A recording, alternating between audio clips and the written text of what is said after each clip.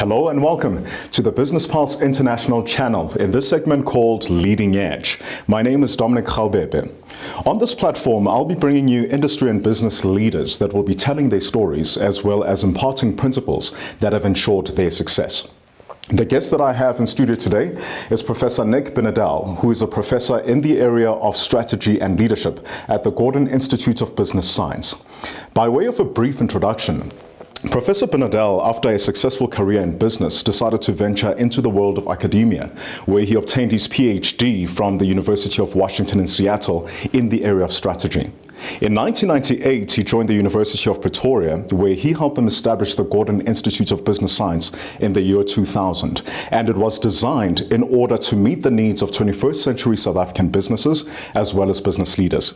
A few of his career accolades was that in June 2015, the Academy of International Business elected him as the Global Business Educator of the Year.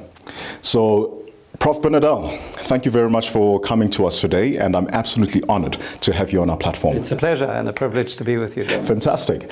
So just to kick us off, I'm very interested insofar as what informed your career change to go from core business and then just get involved in the education of business. Well, I suppose like most people, we don't always have a plan for the very long run, but I'd been in business for about 10 years or so, and I was given an opportunity to run a company at quite a young age, and I really enjoyed the challenge of putting that together. Yes. And I did that for a couple of years. But during that time, I started teaching on Saturday mornings, and I really enjoyed that.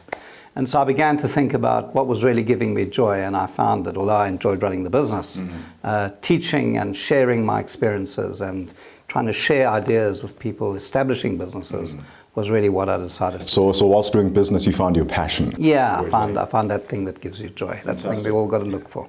Now, that's great. So over the last few years, I've really looked at the GIBS brand, and I've been absolutely amazed insofar as how it has become, for lack of a better word, a household name for South Africa's top firms. So could you take us through that journey insofar as, in the last 15 years, how have you been able to position that brand to be as strong as it is? Well, as you and others probably know, there are many business schools in South Africa. In fact, South Africa is one of the leading countries in the world to start business schools. Interesting. So there's a lot of competition when I try to open up a new one. And the fundamental question was, as you said in the intro, was a business school for the 21st century. I've always come from quite an applied approach. I think most of what we learn by doing it. But we can also learn by reflecting, and we can learn by studying both concepts and the practices of others. So we tried to set up a business school that would do that. Yeah. And very early on we said we want to be a business school for business, for people in the field. And so we designed the curriculum in a sort of general management mode to try and give people the full range of knowledge they need to do their jobs and maybe to start or lead business. Oh, fantastic. And given the consulting work you do, because I've seen that you consult with a number of local and international businesses, I'm quite interested insofar as have you had any observations in the area of entrepreneurship insofar as what's happening within our local economy and perhaps even insights on, the broader international space?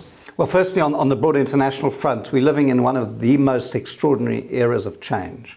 If you step out of South Africa for a minute and leave all of our challenges aside, yes, wherever you are in the world, the digital economy, the changing technology, science and engineering are fundamentally changing the way we live, the way we do business, the way we get things done, the way we do things efficiently and creatively.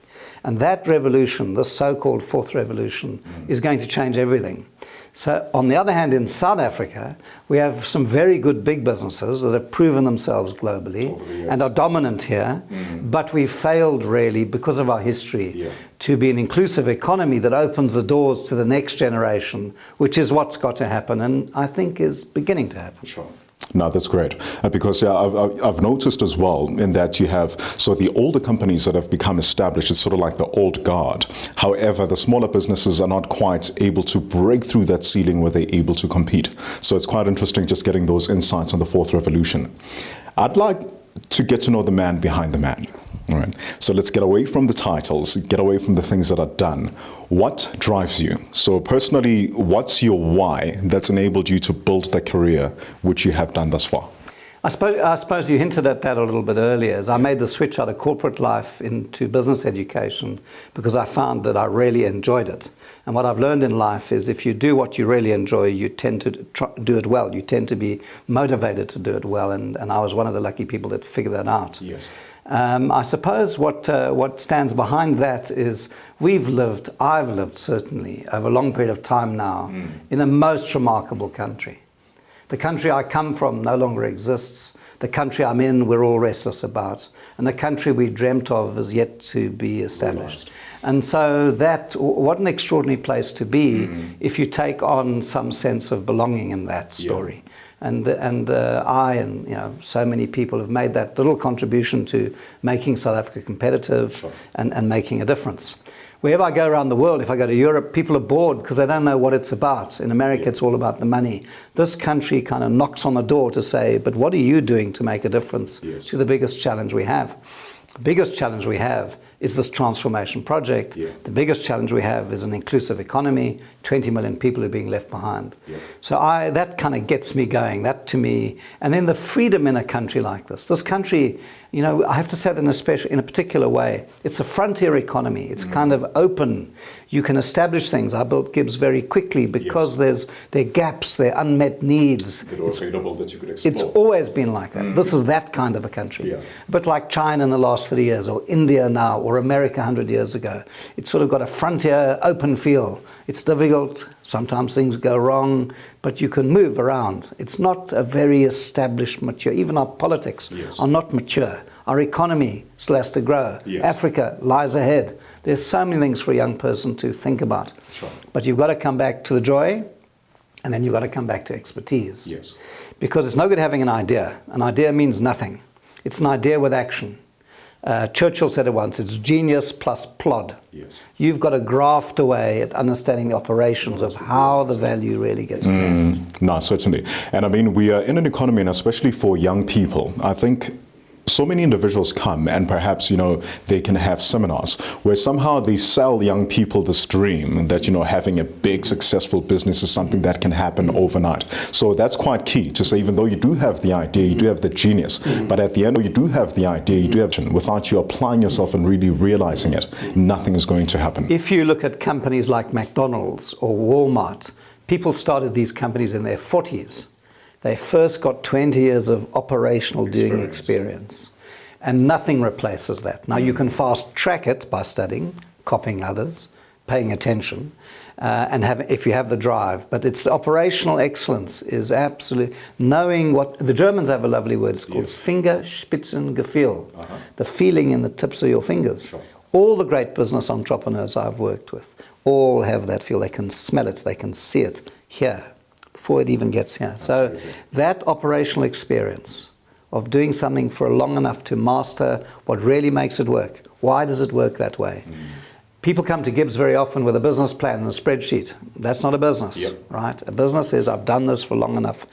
I once asked the CEO of Tasha's, the deli chain, and I witnessed someone asking her, this is an overnight success. Sure. She said, if you think 20 years in the kitchen is overnight success, good for you. Certainly, which is great. What can you see in the coming future for your company and also the industry in which you play? You mean GIBS as an institution? GIBS as a company, absolutely. So, and that space that GIBS plays in. This next generation are hungry. And there's a willingness that I see, a huge range of energy. Leave the noise aside for a moment. Sure. People are wanting to find their place in the sun, and I think it's a generation that's beginning to realize, if it hasn't already, and I think it has already, realized that it's hard graft, it's hard work is the way to get this done, and therefore I need to get the knowledge and I need to create the opportunity. So I think for us as a business school, the complexity of running institutions, the complexity of making things happen is something that we're very focused on. Yes. We're a very modern economy. We're not a mining economy anymore, although mining is still important. It's much smaller than it was. We're a services economy. And a service economy needs a high education quality plus good technology. And then you can compete very broadly. So we're pretty convinced that's the nature of it, and what I said earlier about Africa. Yes. We have 1 billion people north of us, and there's a huge opportunity for South Africans and South African companies that go about it the right way, yes. in a developmental way, in partnering way, not in a, we've come to extract all the value way. Certainly. That's got to be our future. And so those things coming together, I would say, for the next generation are very exciting. Awesome. And with this platform, we've created it especially for, aspiring entrepreneurs and current entrepreneurs that are really wanting to take themselves to the next level. So given all these elements that you're speaking around we're now in a service economy and we have a need for quality education and that access to technology, what would you say to aspiring entrepreneurs at this point, insofar as how it is that you're observing things, where the opportunities lie, or rather how they should apply themselves in order to be best successful? So I suppose the most fundamental principle, if you study a business like Nando's yes. or Discovery and how they started, Rand Merchant Bank, what's the problem you're trying to solve? And the problem starts outside of you. Yep. It starts by observing out there, what do people need? If you study Donald Gordon's life, one of our greatest business people of all time, yes. He used to do a lot of arithmetic on the top of the bus, going to his evening classes, never went full-time to university, and he developed the unit trust by asking this very simple question, which is the permanent question. What do people need, and how's it changing? Sure. So that insight, it's an outside-in kind of look. You've got to start there. Forget about the big sky stuff. Forget about all the theory. The theory comes later. What's the problem you're trying to solve? So the point that I like that you raised is around this quality of education. Okay, so when it comes to GIBS, okay, and entrepreneurs being able to identify a problem and establishing steps in solving it, where do you come in helping to realize that? Well, I think for me the issue we looked at when we started the school is what's the problem we're trying to solve? Sure. And we could see the need, which still remains and will grow, is who can put it all together in a practical way by asking outside the organization, what do people really need? And that's really what we spend our time trying to establish. And what we said was, we want to attract high potential business people, yes. executives, who want to run an organization or start an organization. But I want to come back to this thing of the problem you're trying to solve. Sure. Because very often what you're trying to do is make a business for you. The best businesses start by people understanding what need me to do. And if you get that right, you'll have a great idea. So this power of observation about what's happening, what are the gaps in the market. If you think of Discovery and Vitality, they built a different medical model by understanding that we could incentivize people to lower their risks. Yes. Great insight. And so incentivize them to consciously be healthy. If you look at Uber, what you find is, here's a technology that no one had really realized they could use in a business model with 4 or 5 elements that made them phenomenal. If you look at McDonald's, what does McDonald's do? Location and time and cost. In the right location, we will save you time and will provide a certain quality at low cost. Yes. So you've got to get those fundamental insights, and that comes by months, years of observing. The eye tells you more than the brain very often. Absolutely. It's an intuitive observation. That's what people need. No, which is great. And I remember there was a story, so there's a book that I read called Cash Flow Quadrant, written by Robert Kiyosaki. And he said whenever he, sits with entrepreneurs and he does, consults with them and they're asking him for his input, he'll always ask them, do you know McDonald's? And he said, 9 times out of 10 people will say absolutely yes. And he'll ask them, can you, make a better burger than McDonald's? And he says, most of the time, if not all the time, people will say, yes, I can. And then he'll ask them the next question, can you build a better system than Lovely. McDonald's? Great observation. I've developed a strange habit in Gauteng. I come from Cape Town originally. But for the last year, have been Saturday mornings when I can, yes. I roll the map of Gauteng out. And in spite of having lived here for 40 years, I find the places I've never been to, and I go there. In doing that, I've got a much better understanding of where we are. What's going on around us, the inner city. I walk the inner city on a Saturday to try and get a feel of where are people, because a younger generation is going to move much faster than my generation, and I want to be part of that understanding to help shape the leadership I need to make. Absolutely. Prof. Binedell, it's been an absolute pleasure. Can I just do that last bit, because I've got one last thing to say. Herman Mashaba many years ago gave a talk in front of our MBA students, and he said something I've never forgotten. He said, if the average South African who wants to start a business thinks about the unmet needs of the average South African, you'll make a fortune. He did, through Black Like Me. So there's so many markets that are still unexploited in a society that's changing very quickly and a world that's changing even faster, even faster. What a great opportunity. Sure. Fantastic. So thank you very much for those insights. And I hope that for you, you've also been able to extrapolate some really core principles that you'll be able to take out and be able to apply.